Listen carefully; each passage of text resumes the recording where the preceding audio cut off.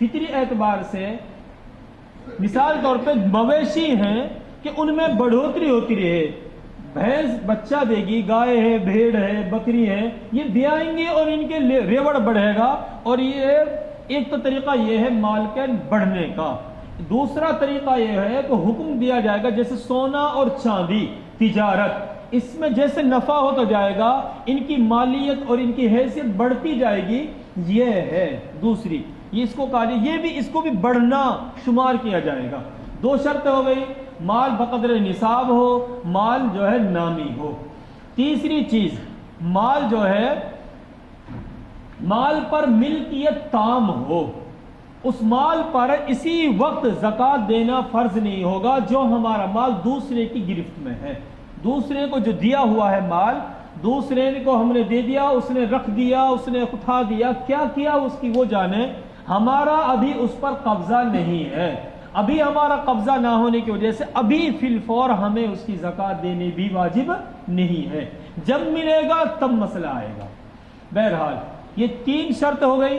چوتھی شرط، یہ مال جو ہے قرض سے فری ہو، یہ مال جو ہے قرض سے فری ہو۔ ایسا نہ ہو کہ اس کا مال جوڑا جاوے تو 4 لاکھ کا ہے، اس کا قرض جوڑا جاوے تو وہ 5 لاکھ کا ہے، تو یہ 1 لاکھ مائنس میں چلا گیا، اب اس پر زکوٰۃ فرض نہیں ہوگی۔ ایک بات۔ دوسری بات، یہ ہو گئی 4 شرطیں۔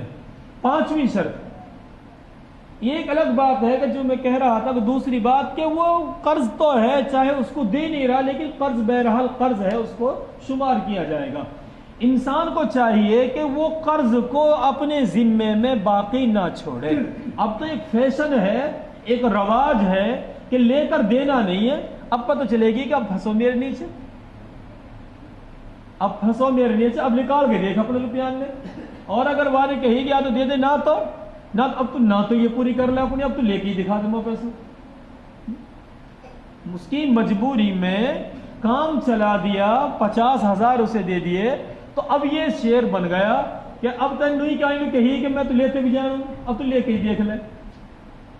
یہ طریقہ اسلام کا نہیں ہے، یہ تو غیروں کا طریقہ تھا، یہ مسلمانوں کا طریقہ نہیں ہے۔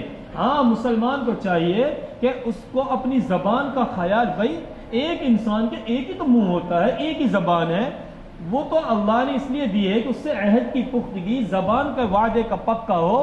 لا دین لمن لا امانت لا، یا لا دین لمن لا عہد لا، جس کا جو امانت دار نہیں یا جس کو جو ہے وعدے کا خیال ہی نہیں، تو اس کا دین ہی نہیں ہے، اس کا تو سر بالکل جو ہے دین مونڈ دیا اس نے۔ تو اس لیے خیال رکھنا چاہیے کہ اپنے ذمے میں اگر ہے تو قرض کو باقی نہ رکھے، ہے ہی نہیں کہ حیثیت دینے کی، تو پھر یہ اس کی مجبوری ہے۔ پھر شریعت نے سامنے والے سے کہا کہ آپ نرمی کیجئے جب اس کے پاس ہے نہیں، ہاں اس کے پاس ہے تو پھر جو ہے ٹال مٹول اس کو کرنا نہیں چاہیے۔ جو ٹال مٹول کرے گا وہ فقر کی طرف چلے گا، مالداری کی طرف گامزن نہیں ہوگا۔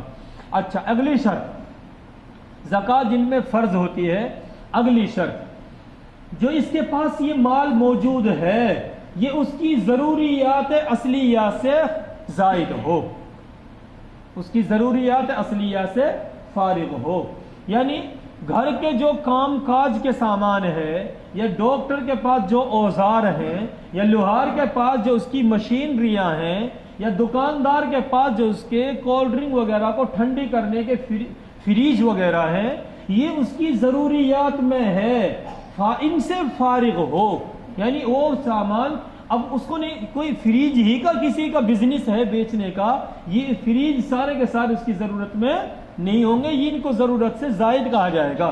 صرف ایک فریج کے جس کو وہ اپنی استعمال کے لیے رکھتا ہے، ضرورت میں ہے، ایک گاڑی ہے کہ جو اس کو چلاتا ہلاتا ہے، یا وہ گاڑی ہے کہ اس سے اس کی کمائی ہوتی ہے، یا وہ ٹریکٹر ہے کہ جس سے وہ کھیتی باڑی کا زمیندارہ کرتا ہے، وہ بزنس نہیں کر رہا، ٹریکٹروں کو لا رہا ہے بیچ رہا، یہ تو بزنس والا سادھن ہو گیا۔ ایک وہ ہے کہ جس کو وہ مزدوری جس کے ذریعے سے کر کے آمد کماتا ہے، تو ضروریات اصلیہ سے فارغ ہو، یہ ایک شرط۔ آخری شرط یہ ہے کہ حولان حول ہو۔ حولان حول کا مطلب ہے کہ اس مال پر سال گزرے، اچھا سال کے شروع کیا آپ نے رمضان سے، آپ مال کے مالک بن گئے، اتنا مال آپ کے پاس اکٹھا ہو گیا تقریباً 38-40 ہزار کے قریب. اب آپ کا سال شروع ہوا اس مالیت کے ساتھ، بیچ میں کچھ ایام آئے کہ آپ جو ہے کچھ بھی نہیں رہا، پھر آپ کو اللہ نے مالی حیثیت لوٹا دی، تو اس کو سال ہی شمار کیا جائے گا. جو بیچ میں انقطاع ہوا ہے اس کا اعتبار بھی نہیں ہوگا. اللہ عمل کی توفیق عطا فرمائے. کچھ باتیں صدقۃ الفطر کے تعلق سے تھی، باقی ان کو نماز کے بعد کریں گے. اللہ ہدایت نصیب فرمائے. وما علینا الا البلاغ. جن حضرات نے سنت نہیں پڑھی ہے وہ سنت پڑھ لے.